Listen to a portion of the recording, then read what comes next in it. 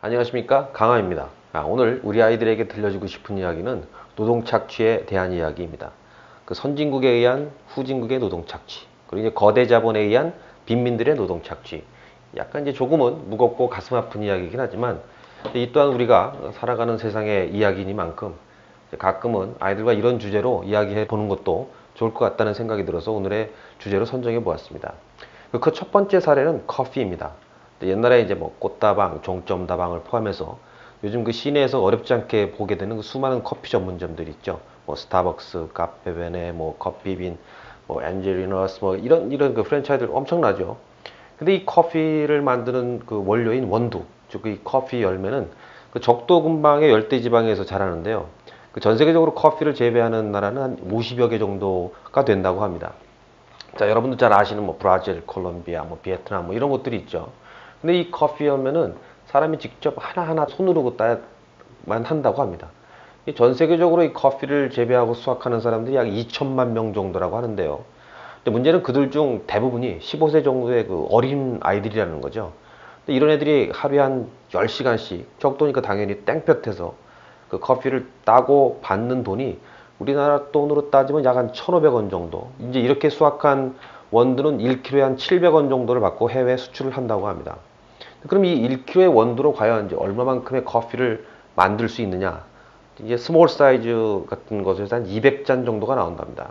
그러니까 스타벅스 같은 데 예를 들자면 대충 50만 원 정도의 이제 매출이 발생하게 되는 거죠. 다시 말하면 이제 판매가 약 500분의 1 정도가 이제 실제 커피의 원료인 셈이죠. 커피 열매 그 가격인 셈이 됩니다. 근데 그나마 이것도 이제 커피를 직접 재배하는 이제 농장의 입장에서 계산한 것이고, 뭐 당연히 이제 그 농장도 이익을 내어야 하니까 그 농장에서 이제 하루 종일 일하는 어린애들은 500분의 1이 아닌 5천분의 1, 뭐 이 정도의 돈을 인건비로 이제 받고 있는 셈이 되는 거죠. 거기다가 이제 그나마 이 커피를 잘 볶아서 팔면 그 가격이 조금 올라가는데, 뭐 그렇게 따져도 판매가 1%를 넘기기는 이제 어려운 계산이 나옵니다. 근데 게다가 이제 커피를 볶는 이런 가공 과정은 뭐 독일이나 이태리, 뭐 미국 같은 어떤 선진국들이 거의 이제 독식을 하고 있고요. 근데 자, 그럼 도대체 우리가 마시는 이 커피는 왜 이렇게 엄청나게 비싼 거냐? 예를 들어서 이제 강남역 근처에 커피숍의 한 달 그 임대료가 한 1억 정도라고 합니다. 근데 이 임대료를 이제 감당하고 또 애들 월급 주고 뭐 주인도 당연히 이제 이걸 남기고 하려면 대충 하루에 한 4,000장 정도 이상을 팔아야 된다고 합니다. 자, 이런 이제 국제 원두 가격이 오르고 내린다고 해봐야 사실 이제 우리가 먹는 커피 값이 크게 이제 바뀔 이유는 거의 없는 셈이 되는 거죠. 근데 사실 이제 많은 그 사람들이 착각하고 있는 부분 중에 하나가 대부분의 그 제조업에서 그 제조 원가가 차지하는 부분은 그 보통 사람들이 생각하는 것보다 엄청나게 작다는 사실입니다. 특히나 이제 소비재 제품, 이런 그 소비재 제품 경우에는 더욱더 이제 그렇다고 보시면 됩니다. 자, 이제 두 번째 사례는 그 축구공입니다. 우리가 매년, 올해도 뭐 그렇죠. 4년마다 이제 흥분하고 보는 이제 월드컵, 거기에 이제 사용되는 축구공. 근데 이때 이 중에서도 이제 고급 축구공은 오각형, 육각형이 한 32개가 이제 1600번 정도의 바느질을 통해서 만들어진다고 합니다. 이 축구공이 입체적인 모양이기 때문에 이건 직접 사람이 직접 해야만 하는 뭐 그런 작업이라고 하더군요. 근데 이게 무슨 뭐 이태리 디자이너에 의해서 뭐 한 땀 한 땀 노력으로 꼬매지는 이런 것이 아니라 대부분 인도와 이제 파키스탄 같은 나라들의 노동자들에 의해서 만들어지고 있습니다. 나이키는 그 실제 파키스탄에 있는 사가 스포츠라는 이제 OEM주는 뭐 그러니까 그 주문 생산하는 거죠. 그 공장에서 축구공을 주문 생산을 하는데 이 공장에서 일하는 노동자가 한 10만 원 정도의 고급 축구공 하나를 바느질을 해서 만들고 나면 한 150원 정도가 남는다고 합니다. 이제 1,500원도 아닌 이제 150원. 이게 이제 축구공 하나를 만드는데 들어가는 인건비가 실제 판매 가격의 한 1000분의 1 정도, 즉 0.1%인 셈이 되는 거죠. 이게 뭐 숙련된 기술자라고 해도 시간당 이제 한 개를 겨우 이제 꼬매고 이렇게 한다는데, 이게 뭐 하루에 12시간 한다고 해도 대충 한 2,000원을 채 안 되는 돈을 이제 벌게 되는 겁니다. 게다가 이제 이 노동자들이 한 70% 이상이 15세 미만의 어린이들이고, 심지어는 뭐 대여섯 살, 뭐 5살 먹은 애들도 있다고 합니다. 또 이제 그런 아이들은 하루 종일 겨우 하나 정도를 이제 만들까 말까 하게 되는 거죠. 겨울에 이제 하루에 100원 벌자고 이제 막 뛰어다니기 시작할 아이들이 하루 종일 바늘 붙잡고 공장에 처박혀서 있다는 말이 되겠죠. 또 다른 또 하나의 사례는 여러분도 잘 아시는 이제 애플의 그 중국 조립 공장 이야기입니다. 조립 공장이 폭스콘이라는 이제 회사인데요. 현재 판매되는 아이패드 중에서 이제 가장 싼 모델이 이제 US 달러 한 500불 정도 하죠. 근데 애플은 이 아이패드 하나를 조립하는데 약 한 12불 정도를 폭스콘의 그 조립비로 지불을 하게 됩니다. 자, 이 조립 노동자의 인건비가 판매가 대비 대충 한 2.5% 정도가 되는 거죠.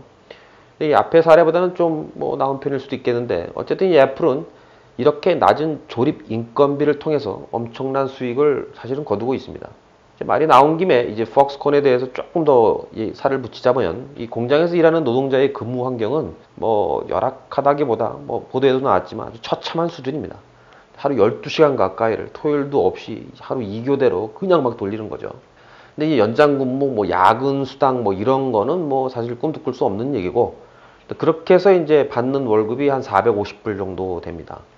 밤낮 없이 한 달 내내 일해서 받는 월급으로는 뭐 사실은 자기들이 그 한 달 이렇게 조립해서 만든 아이폰 하나 살 수 없는 게 현실입니다.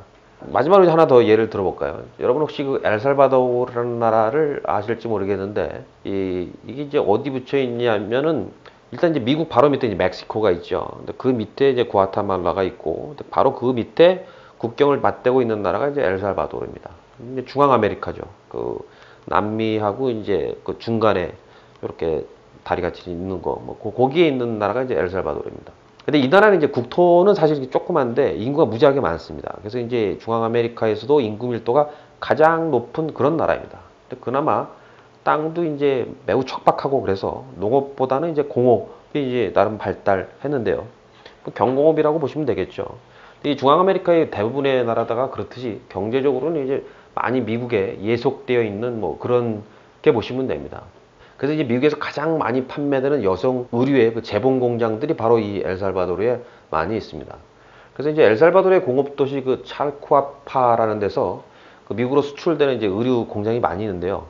여기에 이제 여성용 의류 브랜드로 유명한 리즈 클레어본이라는 그 여성 자켓 한 벌이 미국에서는 약 20만 원 정도 팔리지만 이거를 만든 이제 엘살바도르의 여공은 한 1,000원 정도의 인건비를 받게 됩니다. 자, 이제 소매 가격의 한 200분의 1 정도가 이제 이 옷을 만드는 인건비가 되는 셈이죠. 이 공장의 그 노동자들은 한 7, 8천 원 정도를 이제 받고 하루 한 15시간이 넘는 이제 근무를 하고 있습니다.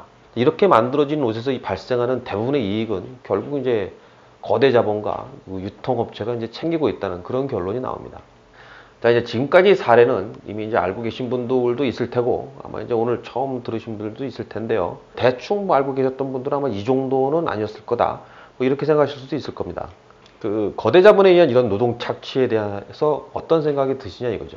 이제 이거에 대해서 이제 많은 시민 단체가 이러한 노동 착취에 대한 비판하고 그리고 거대 기업을 이제 비판을 많이 합니다. 비난도 많이 하고 뭐 그래서 불매 운동도 이루어지고 뭐 이렇게 되죠.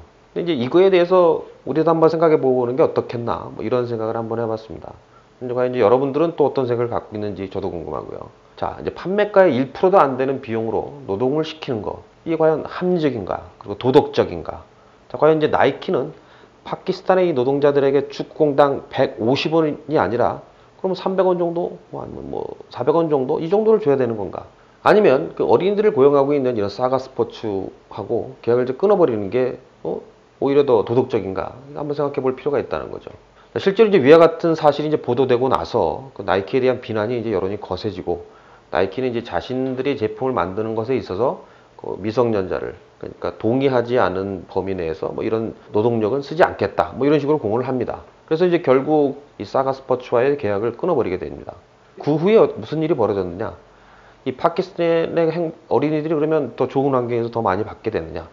그건 아니라는 거죠. 이 나이키 제품을 생산하던 이 파키스탄의 사가 스포츠에는 어린아이들을 포함해서 약 한 4만 5천 명이 근무를 하고 있었습니다. 근데 이들이 책임지고 있던 그 도시가 시알코트라는 그 지역인데요. 약 한 2만 가구 수로 따지면 한 2만 가구가 이 모두의 생계가 이제 완전히 벼랑 끝으로 몰리게 되는 상황으로 치닫게 됩니다. 사실상 이 지역 그 주민들의 생계는 나이키가 그리고 이제 공장에서 일하는 그 어린아이들의 손에 달려 있었던 거란 얘기죠. 엘살바도르의 그 재봉 공장에서는 그 직원을 구하려 치면 줄을 섰다고 합니다. 그러니까 경쟁률이 엄청난 거죠. 서로 이제 일을 해보겠다고. 근데 이 여공들이 공장에 취직하지 않으면 사실은 뭐 길거리에서 뭐 길거리 그 창녀 같은 거 뭐 이런 거밖에 할 수 없는 뭐 그런 상황이라는 겁니다. 중국의 팍스콘은 그 지역 젊은이들에게 제일 들어가고 싶은, 뭐 우리나라 따지면 삼성 같은 거죠. 제일 들어가고 싶은 넘버원의 회사입니다. 이제 다른 중국 공장에 비해서, 왜냐면 그 월급도 사실은 아까 뭐 450불 얘기를 했지만 상당히 이제 월급이 높고, 그리고 근무 환경이라든가 뭐 이런 게 다른 중국 공장에 비해서 훨씬 좋다는 겁니다. 오히려 이제 그 박스콘의 그 노동자들은 회사에서 잘릴까봐 항상 이제 쫄면서 그렇게 지낸다고 합니다. 자, 그럼 여기서 이제 지금 쭉 그런 그 노동 착취에 대해서 쭉 얘기를 해봤는데요. 여기서 시각을 좀 바꿔서 비즈니스 쪽에서는 과연 어떨까? 이렇게 한번 생각을 한번 해보시자는 거죠. 사실 제품의 그 유통과 판매, 생산에서 유통과 판매에 이르기까지 그 비용의 그 효율성을 극대화하지 않으면 사실 한순간에 무너질 수 있는 게 비즈니스입니다. 뭐 당장 보기에는 엄청난 수익을 벌어들이는 것처럼 마치 보이지만, 사실은 이제 뭐 수십억을 들여서 개발한 제품이 히트를 못할 경우에는 사실 뭐 엄청난 손실을 자체적으로 감수를 할 수밖에 없는 겁니다. 자, 제품 하나를 만들고 판매하는데 그 제품에 대한 연구 개발비, 뭐 그리고 여기에는 이제 그동안 실패했던 개발비도 당연히 이제 포함되겠죠. 그리고 이제 공장을 설립하는 것 등의 초기 투자비에 대한 이자 비용, 그리고 뭐 재료의 공급과 완성품의 운송, 뭐 고객들이 쉽게 구매할 수 있는 점포의 운영, 포장, 광고, 뭐 이런 거 다 따지고 보면 그 우리가 이제 보통 그 제품의 가치를 재료비하고 이제 인건비를 아주 단순하게 평가하곤 하는데, 이건 이제 아주 잘못된 생각이라는 겁니다. 지금 현재 우리가 살고 있는 이 사회는 처음부터 끝까지 사람 손을 거쳐서만 했던 그런 농경 사회가 이제 더 이상은 아니라는 사실입니다. 자, 이제 노키아라는 회사를 한번 들어보셨을 겁니다. 한 150여 년의 역사를 갖고 있는 핀란드가 자랑하는 대단한 뭐 엄청난 회사입니다.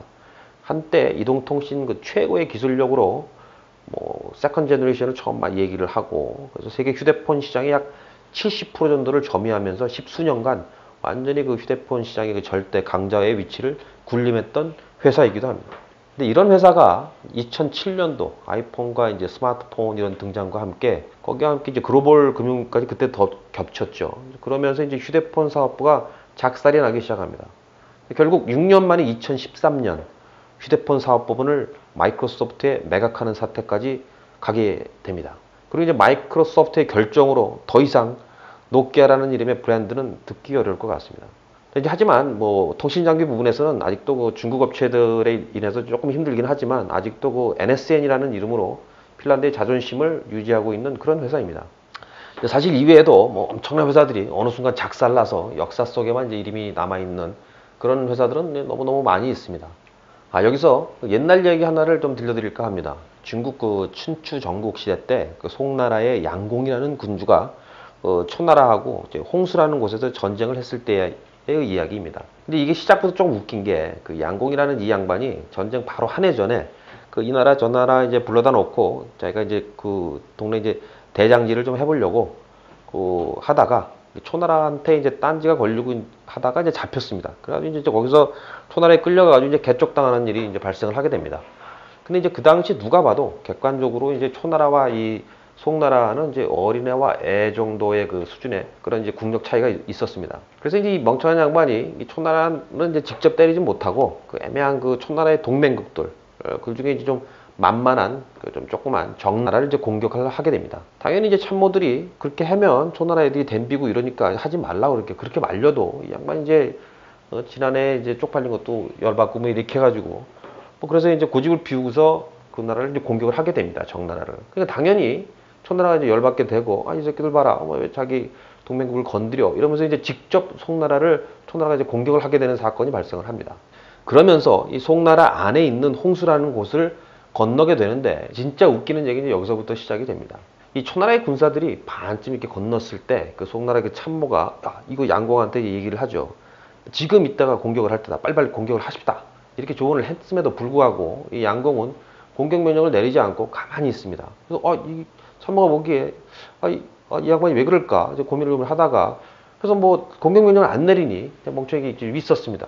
그래서 이제 다 건너고 나서 이 멍 때리고 있는 이 양반한테 지금이라도 이제 빨리 이제 진영을 이제 꾸렸기 전이니까 지금이라도 이제 빨리 공격을 하자라고 또 한번 조언을 합니다. 그때까지 이제 묵묵히 버티고 있던 이 양공이 양반이 그제서야 이제 한마디 폼나게 하죠. 군자는 남이 어려울 때 절대 공격하는 게 아니야.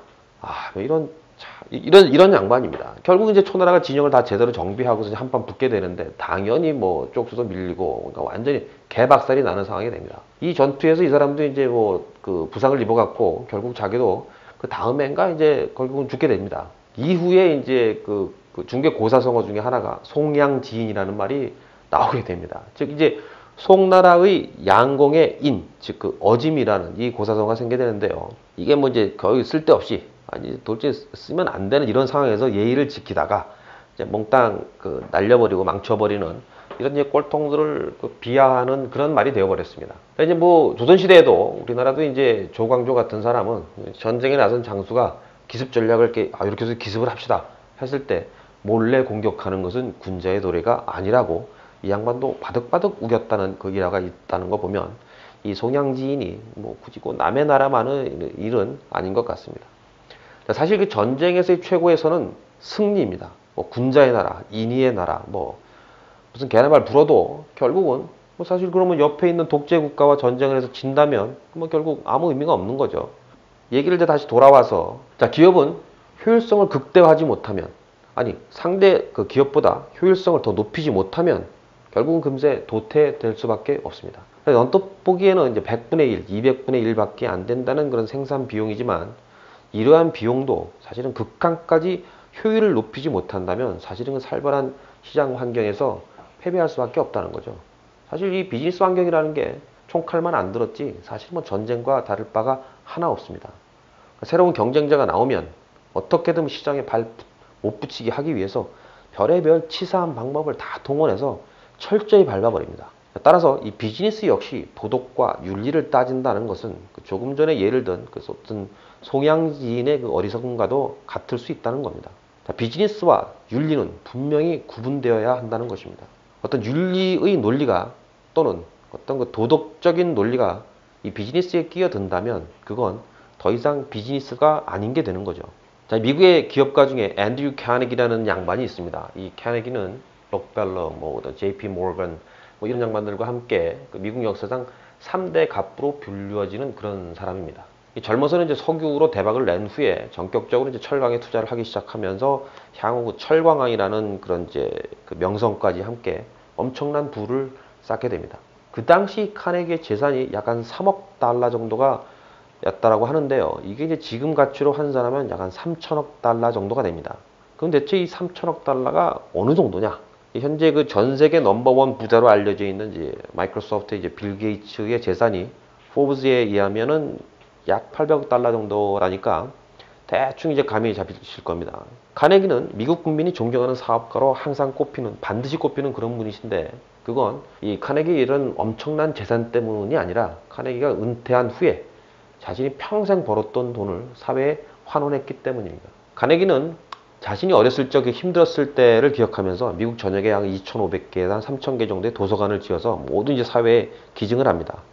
게다가 이제 카네기 멜론 대학이나 뭐 시카고 대학 같은 명문 대학도 직접 설립을 하게 됩니다. 그리고 뭐 카네기 홀이라고 잘 아시죠? 이제 클래식 음악의 이제 메카라고 불리는 뉴욕의 이 거대한 이 유명한 이 공연장도 결국은 카네기가 지었습니다. 그렇게 카네기는 이제 평생 걸쳐 번 돈을 그 대부분 사회에 환원을 하였습니다. 이 때문에 이제 카네기는 너블리스 오블리제를 이제 처음으로 실천한 기업가로 그 많은 사람들이 인정을 하고 있는 그런 사람입니다. 그런데 이 카네기가 비즈니스 할 때 도덕과 윤리를 잘 적용했느냐? 아니란 거죠. 그 사람도 철저하게 어떤 효율성과 경제성을 추구했던 그런 인물입니다. 상대 기업을 꺾기 위해서 매점매석하고 시장 독점 전략 짜고 그리고 이제 임금도 아주 인색하게 조금만 주고 노동 환경 별로 신경 안 쓰고 그 앞에서 예를 들었던 그런 노동 착취의 그런 다국적 기업들과 비교해서 그다지 뭐 별로 틀릴 걸 없었다는 거죠. 이게 뭐 처음부터 돈 많이 벌어서 기부를 해야지 하고 생각을 했었는지 아니면 엄청나게 이제 벌고 나니 보니까 특별히 쓸 데도 없고 이거 죽을 때까지 다 쓸 것 같지도 않고 그래서 차라리 이름이나 좀 폼나게 남기는 게 좋을 거다 이렇게 생각을 했었는지 그거야 뭐 본인이 아닌 이상 뭐 어떻게 알 수 있겠습니까? 또 어쨌거나 이제 비즈니스와 기부는 분명히 틀리다는 거죠. 어찌 보면 그랬기 때문에 그런 어마어마한 부를 쌓을 수도 있었고 또 역사에 남을 만한 그런 또 기부도 할 수 있었는 게 아닌가 생각됩니다. 이게 여기서 맞는 말인지는 잘 모르겠는데, 우리나라 말도 있죠. 개같이 벌어서 이제 정승같이 쓰라는 말이 갑자기 생각이 나는군요. 사실 요즘에 그 대기업들은 예전과 비교하면 사실 많이 달라진 것 같습니다. 사회 기부도 많이 하고, 환경 보호 운동도 많이 벌리고, 그리고 노동 환경도 사실 옛날에 비한다 그러면 엄청나게 좋아진 건 사실이죠. 그런데 그럼 여기서 과연 그런 대기업들이 어떤 도덕적인 그리고 윤리적인 마인드를 갖게 되어서 이렇게 변화한 것일까? 그건 잘 모르겠다는 겁니다. 사실. 이건 이제 우리 모두가 다시 말해서 어떤 시민의식이 성장했기 때문이 더 맞는 것 같습니다. 자, 노동자를 착취하는 그런 환경을 오염시키는 그런 기업들을 비난하는 목소리를 내고, 그리고 이제 불매운동도 하고, 이렇게 적극적인 어떤 표현과 반응을 보이는 것이 예전과 틀려진 거죠. 자, 기업 입장에서는 이건 수익률이 문제가 아니라 아예 이제 회사를 접어야 되는 상황까지도 갈 수 있다는 겁니다.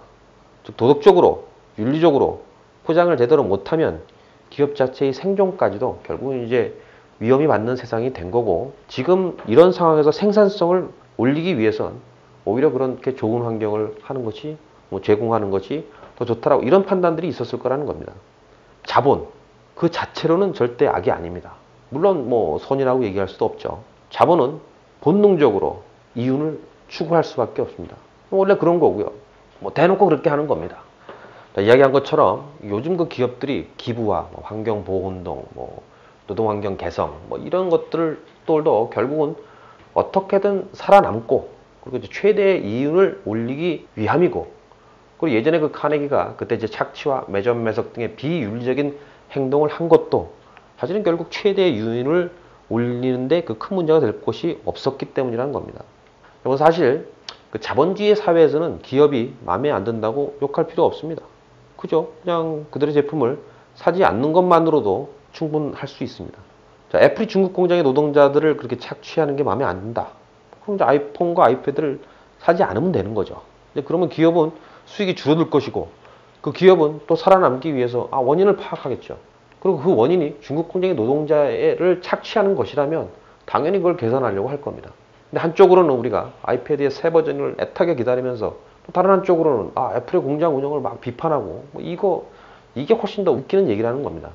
다시 말해서 누굴 욕하고 이렇게 하는 태도가 누굴 욕하고자 하는 그런 태도가 아니라는 거죠. 좀 살짝 진지해졌는데요. 근데 오늘 이런 주제를 선택한 것은 요즘 이제 많은 사람들이 너무 한쪽의 시각으로만 사건을 보려는 경향이 많아 보이기 때문입니다. 오늘의 이 이야기를 노동 착취, 그리고 이제 비즈니스로 정한 것은 노동 착취, 특히나 이제 아동 노동 착취, 이런 사실은 그 자체로는 매우 이제 비도덕적이고 비윤리적인 거 당연합니다. 하지만 이렇게 누가 보기에도 이건 완전 아니다라고 확실히 보여주는 이런 사건들조차도 사실은 또 다른 시각에서 보면 그 나름의 이유가 있고 일리가 있을 수 있다는 것입니다. 나의 논리만이 절대적인 옳음, 그리고 이 편협된 논리를 어떤 자극적이고 극단적인 어휘들로 포장해서 자기의 논리를 관철시키려고 하는 사람들이 무척이나 많은 세상입니다. 그리고 이제 다른 시각, 또 다른 의견 절대 인정하지 않죠. 저는 우리 아이들이 좀 더 다양한 시각과 관점을 수용했으면 합니다. 그리고 자신의 의견을 어떤 투쟁을 통해서 관철시키는 것이 아니라 협의와 협상을 통해서 조정할 수 있기를 바랍니다. 어찌 보면 오늘 언급한 예들이 약간 무거웠을 수 있는데요. 여기서 이제 가장 이상적인 방법이 무엇이고, 그리고 이제 해결 방안이 무엇이다를 찾자는 의미보다는 우리 아이들과 함께 위의 사례들을 가지고 좀 더 다른 시각, 이제 다른 관점에 대해서 이야기하는 것만으로도 충분히 나름의 의미가 있을 것 같다고 생각을 합니다. 더불어 우리 아이들에게도 그 자본주의 경제 시스템의 어떤 이면 혹은 그 어두운 면에 대해서 한번 알려주시고, 또 이러한 것들이 의미하는 바와 이럴 때 개선하기 위해서 우리가 어떤 것들을 할 수 있을까에 대해서 같이 한번 이제 고민하면서 이야기해보는 것도 상당히 괜찮을 것 같습니다. 감사합니다. 강함이었습니다.